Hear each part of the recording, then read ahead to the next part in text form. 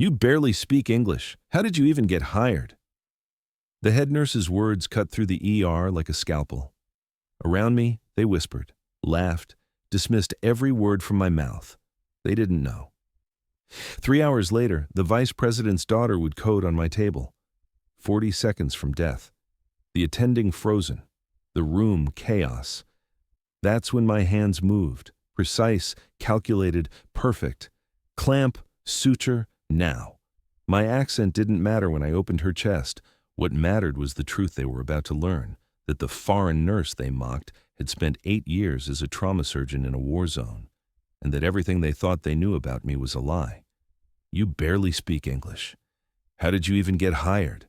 The head nurse's words cut through the ER like a scalpel. Around me, they whispered, laughed, dismissed every word from my mouth. They didn't know. 3 hours later, the vice president's daughter would code on my table. 40 seconds from death. The attending frozen, the room chaos. That's when my hands moved. Precise, calculated, perfect, clamp, suture, now. My accent didn't matter when I opened her chest. What mattered was the truth they were about to learn, that the foreign nurse they mocked had spent 8 years as a trauma surgeon in a war zone, and that everything they thought they knew about me was a lie. But that came later. First came the morning shift change, 7:47 a.m. The staff room smelled like burnt coffee and condescension. Victoria stood at the whiteboard, assigning cases with the precision of someone who enjoyed having power over others. Head nurse coordinator. 20 years at County General. Zero tolerance for anyone who didn't fit her definition of qualified. I sat in the back corner. Always the back corner. 6 months here, and I'd learned my place. Victoria's voice carried across the room, sharp, dismissive. Another nurse held up a patient chart. Elderly male, post-surgical complications, elevated white count. I saw it immediately. The pattern, sepsis developing. Early stage, but unmistakable if you knew what to look for. I raised my hand slightly. Not too high, never too high. Victoria's eyes found me. Cold. I spoke carefully, pronouncing each word. No mistakes, no reason for criticism. The white blood count trajectory suggests possible septic development, perhaps blood cultures and broad-spectrum antibiotics while monitoring closely. Silence, then Victoria's laugh. Not kind. She turned to the American-born nurse beside her. Jennifer, 3 months out of school, confident because she'd never seen real trauma. Jennifer, what's your assessment? Jennifer glanced at the chart. Probably just post-op inflammation. Standard monitoring should be fine. Victoria nodded. Exactly. Standard protocol. She wrote Jennifer's name next to the case. Then she looked at me. You can handle room 7, bedpan change. Think you can manage that without suggestions? My hands rested in my lap. Steady. They didn't shake. They never shook. Yes. Good. And maybe work on that accent while you're at it. The room didn't laugh. Not out loud. But I felt it. The collective dismissal. The agreement that I didn't belong here. I'd held hearts in my hands. Now I emptied bedpans. The morning crawled forward. Each hour a small humiliation. 9:15 a.m. A junior resident approached me at the nurse's station. Young, eager. He started to ask about a patient's medication interaction. I began to answer. He turned mid-sentence to Jennifer. Hey, quick question. This patient's on both anticoagulants and NSAIDs. That's contraindicated, right? Jennifer smiled. Yeah, definitely. Good catch. The exact words I'd been saying when he turned away. He thanked her. Walked off. I continued charting. 10:30 a.m. Room 12. A patient's family clustered around the bed. Middle-aged daughter, worried husband. I entered to check vitals. The daughter looked at me, then looked past me toward the door. Excuse me, is there someone else who can help us? Someone who speaks better English? No offense, but my mother is very sick and we need to understand everything clearly. I nodded. I'll send another nurse. I found Jennifer, asked her to take over. She went in. Her English no clearer than mine, but her accent American. That made all the difference. 11:45 a.m. Victoria found me restocking supply closets, a task usually reserved for orderlies. She leaned against the doorframe, arms crossed. Maybe you were something back home, a doctor, a nurse, whatever. Here? You're barely qualified. You understand that, right? I placed gauze packages on the shelf, aligned them perfectly. I understand. Good. Because I can't have you confusing protocols with whatever you did before. This is America. We have standards. She walked away. I continued stocking supplies, my hands steady, always steady. The afternoon shift began. Routine, predictable, until 2:34 p.m. The change came like a thunderclap. Sirens, multiple vehicles. The ambulance bay erupted with activity, but different activity. Secret Service agents flooded through the doors, earpieces, suits, hands near weapons. They moved with choreographed precision, securing the ER entrance, scanning faces, establishing perimeter. Victoria's demeanor transformed instantly. Back straight, voice professional. She barked orders, clear the trauma bay, get Dr. Brennan, move, now. I stood near the supply station, watching. An agent pointed at me. You, step back, against the wall. I moved. More agents entered, then paramedics, moving fast. The gurney came through. Teenage girl, 16, maybe 17, car accident, steering column impact. Her face pale, lips blue, chest moving wrong. The lead paramedic called vitals. BP 70/40, heart rate 130. Massive internal trauma, she's crashing. Dr. Brennan appeared. Calm, experienced, 30 years in emergency medicine. He took control, assessed quickly. Massive internal bleeding, likely aortic involvement. We need to get her to OR immediately. Prep for emergency surgery upstairs. But I saw it. The wound trajectory, the impact pattern, the way her breathing shallow on the left side. I'd seen this before. Kandahar, a suicide bomber. Shrapnel in steering columns create similar injuries. The descending aorta tears, bleeds internally. 4 minutes until catastrophic failure, maybe 5 if you're lucky. She wouldn't make it upstairs. I stepped forward. Dr. Brennan, she needs... Victoria's hand on my chest, firm, blocking. Not now. Observation only. Step back. But her BP, it's dropping too fast for transport. The pattern suggests... Victoria's eyes flashed. I said, step back. This is not your case, not your place. Do you understand? I looked at the monitor. Numbers falling. Systolic pressure dropping. Time running out. Dr. Brennan directing the team. Prepare for transport. Get OR ready. Move her now. We have maybe 10 minutes. 4 minutes, I thought. Maybe 5. I tried again, softly. There's no time.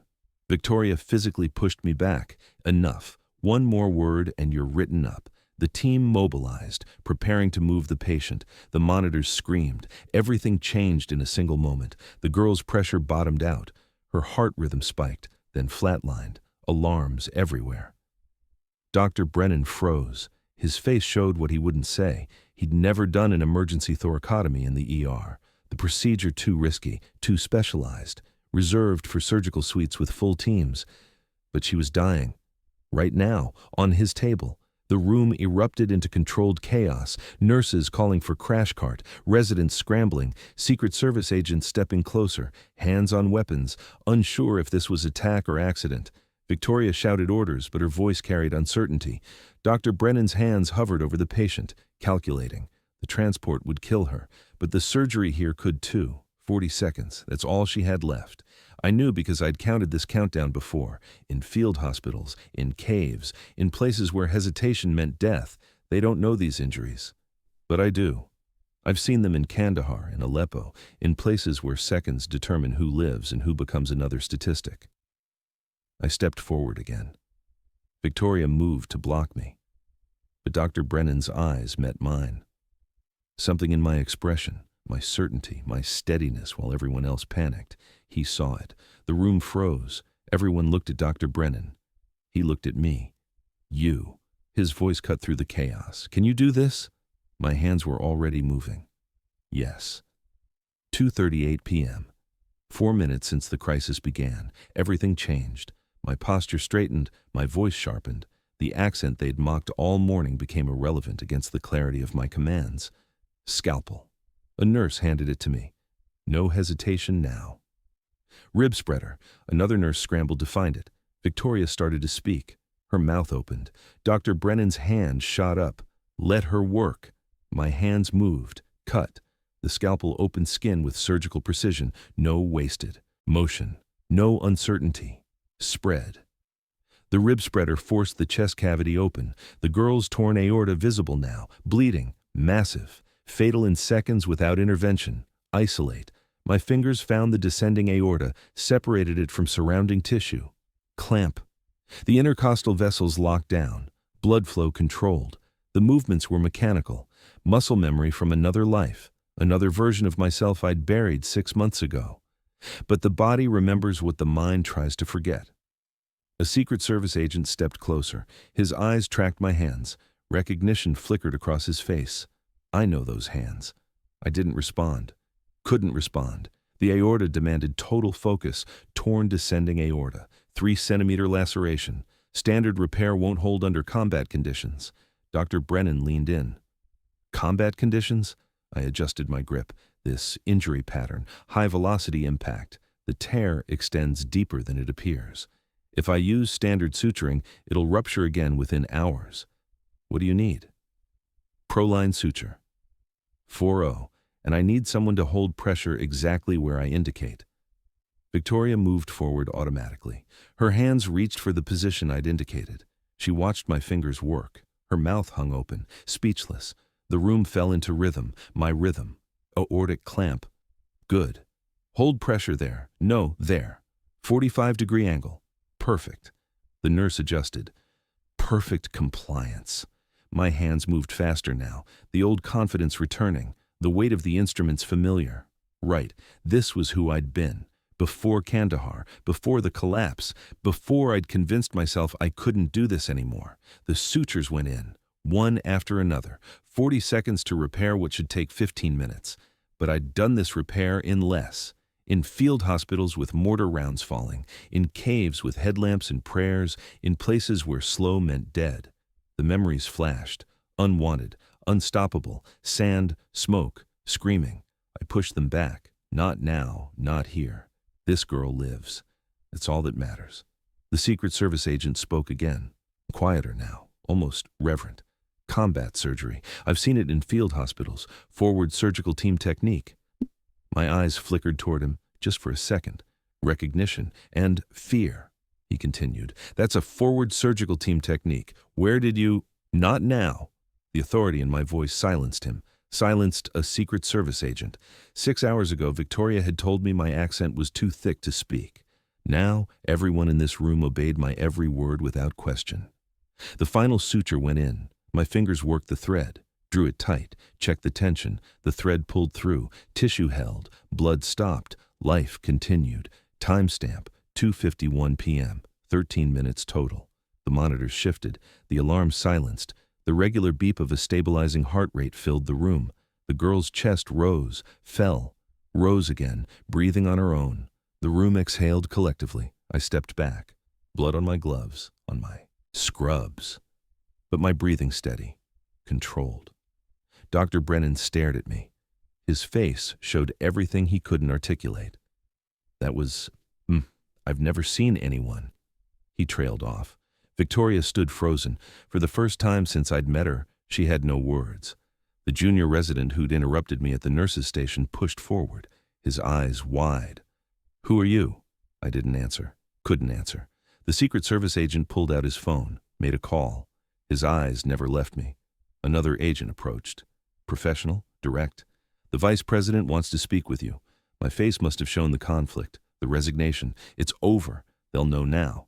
Everything I ran from, everything I tried to bury under bedpans and dismiss suggestions in 6 months of deliberate invisibility. I removed my gloves, methodical, one finger at a time, buying seconds I didn't have. Dr. Brennan found his voice. Steadier now. You're not just a nurse, not a question, a statement. I am now. Victoria recovered enough to speak, her voice smaller than before, uncertain. That's not an answer. What are you hiding? The room pressed in, everyone waiting, the protagonist cornered, the truth inevitable. The Secret Service agent who'd recognized my technique stepped forward. He looked at me, something like respect in his eyes. She's Dr. Amara Carr, formerly Major Carr, Army Medical Corps. I closed my eyes. The name hung in the air, heavy, unavoidable. Silence, then whispers. Dr. Brennan spoke first. Army Medical Corps. How long? 8 years. Victoria's hand went to her mouth. 8 years. As a surgeon, trauma surgeon, forward surgical team. The junior resident looked confused. Then why are you here? Why nursing? I looked at the girl on the table, her chest rising and falling, alive, breathing, because I needed to be near medicine. But I couldn't. I couldn't be in an OR. Dr. Brennan's expression shifted, understanding beginning to dawn. Until today. Victoria's voice came softer now, almost gentle. If you're a surgeon, a major, why are you here? As a nurse? The question everyone wanted answered. I looked at my hands, still steady, still perfect. But I remembered when they weren't, when they shook so badly I couldn't hold a cup of coffee, when the sound of monitors sent me into panic attacks, when I'd wake up screaming, covered in sweat, seeing faces I couldn't save. I looked at the girl on the table, alive, breathing. Then I looked at Victoria, at Dr. Brennan, at the room full of people who'd dismissed me for 6 months. Because the last time I operated, everyone died. The words fell like stones. Victoria's face went pale.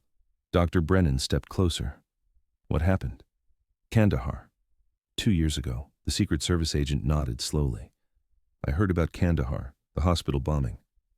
I didn't respond. Didn't need to. The room understood now, not just who I was, but what I was running from. Dr. Brennan's voice came gentle. How many? 4 patients. All on tables. All. Mid-surgery when the mortars hit. And you? I survived. They didn't. Silence again. The monitors beeped. Regular, stable, life continuing. Victoria looked at her hands, then at mine. I'm sorry. Her voice barely a whisper. I'm so sorry. I nodded. Couldn't speak. The Secret Service agent's phone buzzed. He listened, then looked at me. The Vice President is arriving in 10 minutes. He'll want to thank you personally. I looked at the girl again. The Vice President's daughter. 16 years old. Alive because I'd broken my own rules. Operated again, touched a scalpel again, saved a life again. Dr. Brennan touched my shoulder. You did the impossible today. No, I did what I was trained to do, in an ER, without proper equipment, in 13 minutes. I looked at him. It is, if you've done it in a cave with a headlamp. His eyes widened. The Secret Service agent who'd recognized my technique spoke quietly. I've only seen 3 surgeons work that fast. 2 are dead. You're supposed to be the 3rd. I met his eyes. I was. For a long time, I was. Victoria's voice, smaller now, uncertain, genuine. If you're a surgeon, a major, why are you here? As a nurse? I looked at the girl on the table, alive, breathing. Because the last time I operated, everyone died. That's when they learned what I'd been running from. 4:17 p.m. The Vice President arrived with the weight of authority that comes with the office, security detail, advisors, the hospital administrator trailing behind like a nervous shadow. He went to his daughter first. I watched through the ICU window, the way he touched her face, kissed her forehead, the tears he didn't bother hiding. A father, not a politician, just a father whose daughter almost died. Then he turned toward me. The hospital administrator gestured to a conference room. The Vice President nodded. His eyes never left mine. I want to speak with her, privately. Victoria stepped forward. With respect, sir, I think we should be present. Dr. Brennan nodded. She saved your daughter's life. She deserves witnesses for whatever comes next. The Vice President studied them both, then looked at me. She saved my daughter. She deserves witnesses. We walked to the conference room, my scrubs still bloodied, my hands starting to shake now, the adrenaline wearing off, the reality setting in. I wanted to run, but I wouldn't. I'd run enough. The conference room door closed, 5 of us, the Vice President, his Chief of Staff, Victoria, Dr. Brennan, me. I remained standing. Couldn't sit. The Vice President spoke first, his voice measured, careful. I made some calls. Your record is complicated. I stayed silent. 8 years, Army Medical Corps, forward surgical team, Afghanistan, Syria, Yemen. He paused. Let the words settle. 347 documented saves. Trauma surgery under fire. 3 commendations for valor. Victoria's face shifted, the beginning of understanding. Dr. Brennan leaned forward. Then why? The vice president held up his hand. There's more. I finally spoke, my voice steadier than I felt. Kandahar. 2 years ago. The vice president nodded slowly. Yes. The room waited. I looked at my hands. They were shaking now. We were operating on civilian casualties, a field hospital outside the city. Routine day. As routine as war gets. I breathed, continued. I'd done 6 surgeries that morning, all successful. A child with shrapnel wounds, a woman with crush injuries, an old man whose house collapsed on him. My voice grew quieter. The translator was Taliban. We didn't know. He'd been with us for months, trusted. Victoria's hand went to her mouth. He called in the coordinates, 2:47 p.m. I remember because I was checking a patient's vitals when the first mortar hit. The memories came faster now, unwanted, unstoppable, explosion, ceiling collapsed, fire, screaming. The words came in fragments, the only way I could speak them.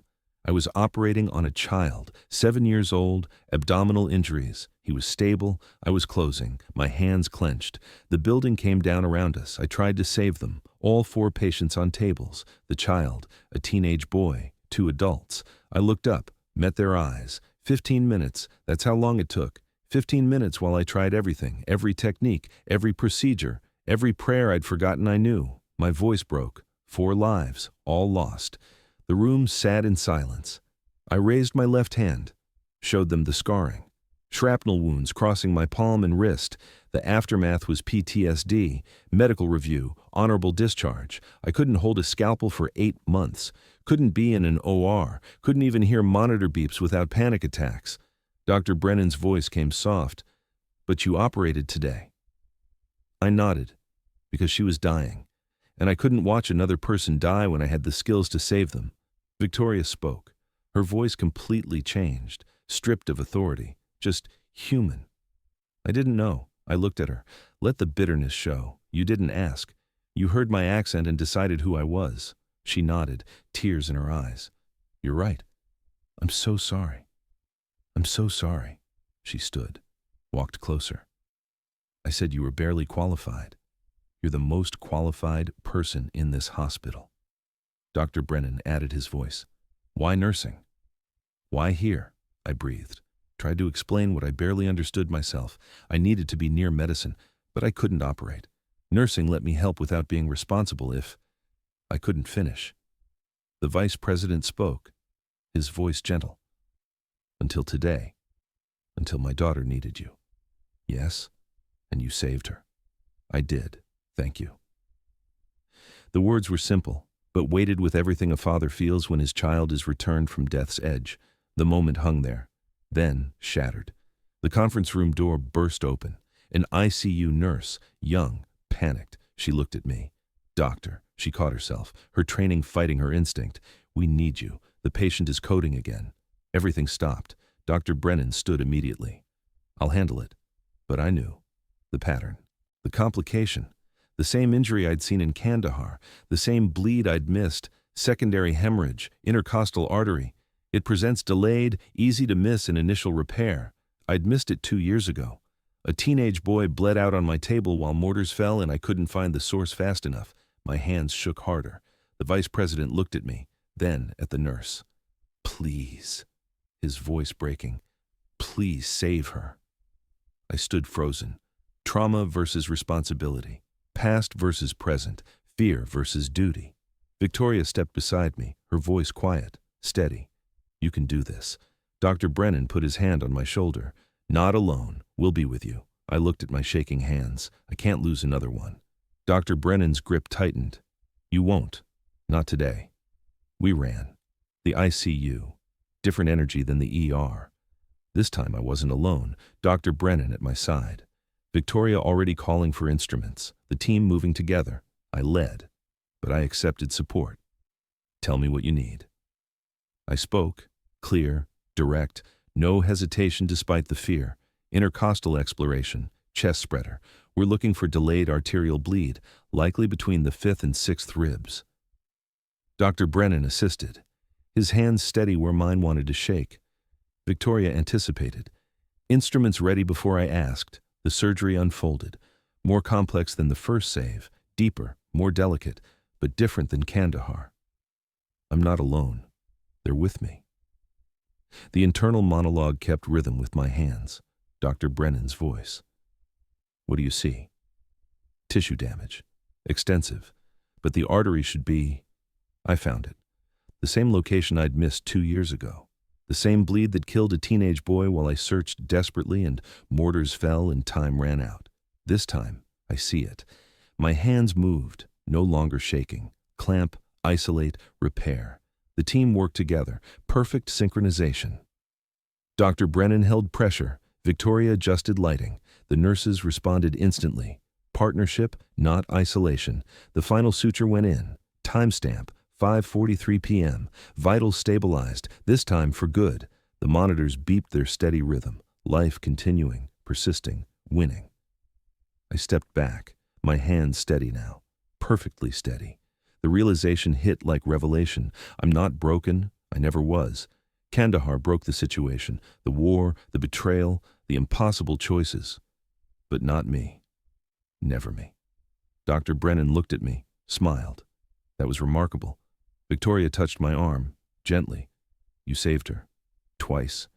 I looked at the girl, the vice president's daughter, 16 years old, alive, breathing, stable. We saved her.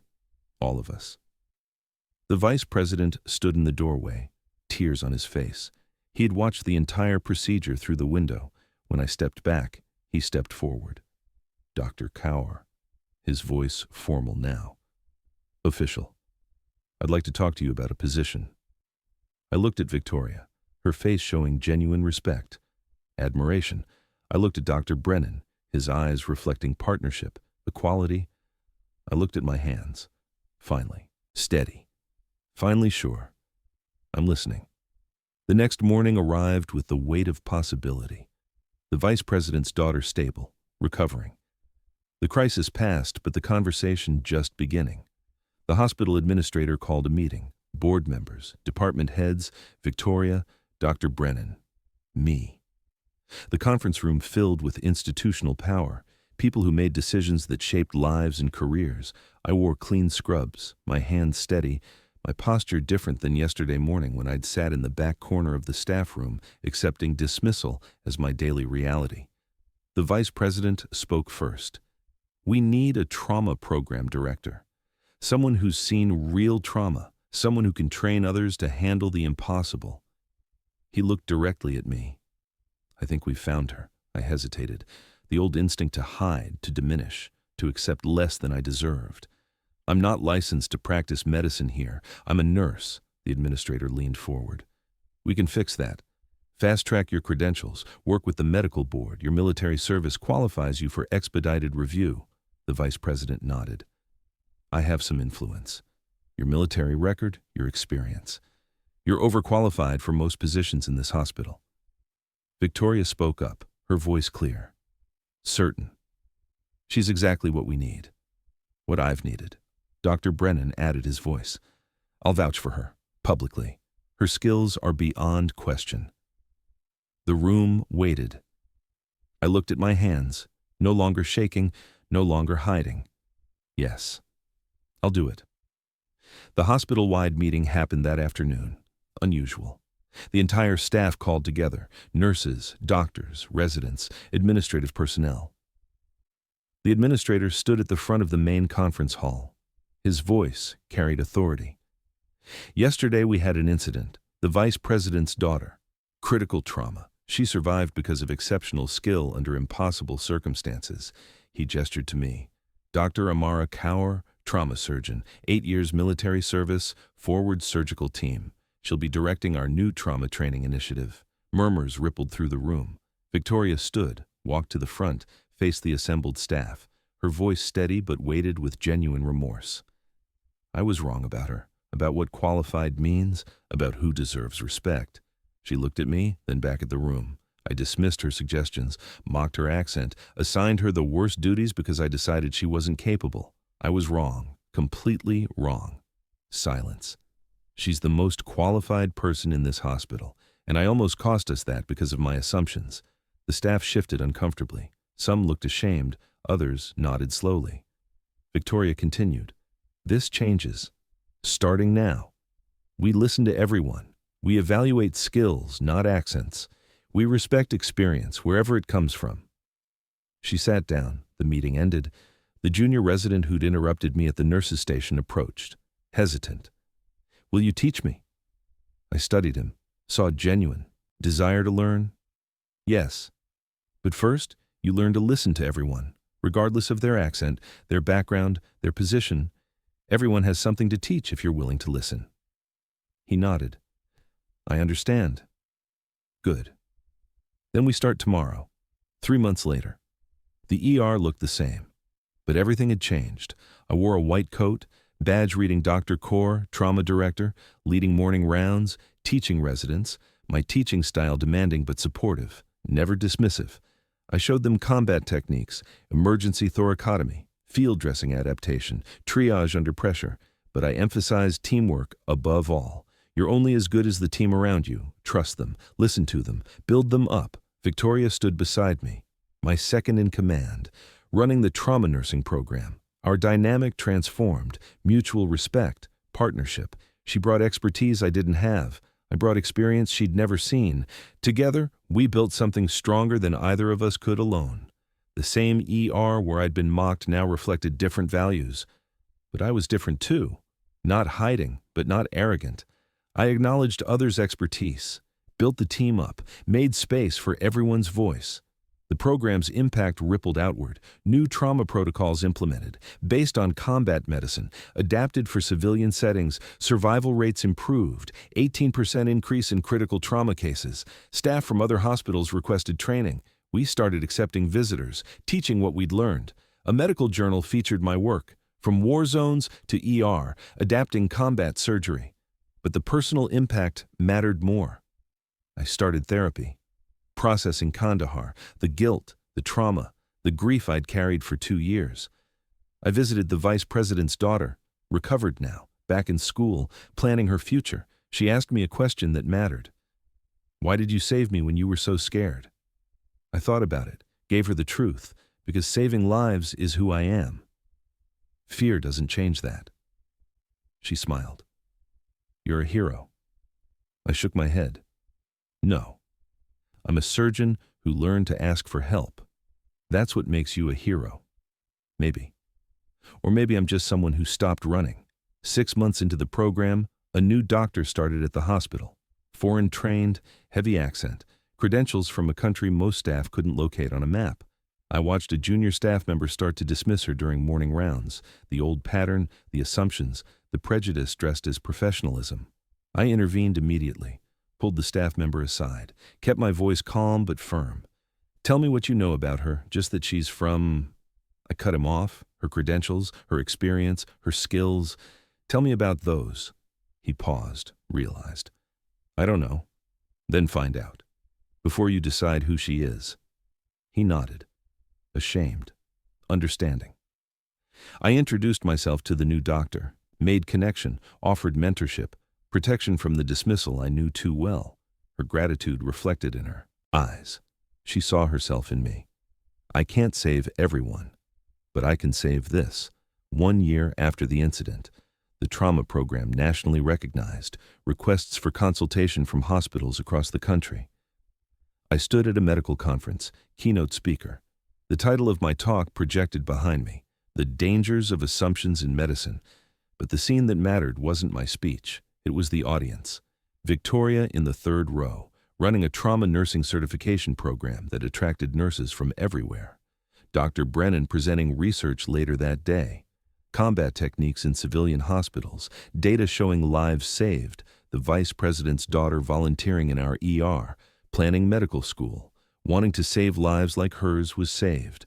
The foreign-trained doctor from 6 months ago, thriving now, teaching others. Her accent no longer a barrier. The final image stays with me, my scarred hand holding a scalpel. Steady. Sure. No tremor, no hesitation. The scars remain.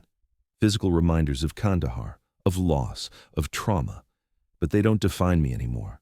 They mocked my accent, questioned my competence, dismissed my worth. I almost believed them.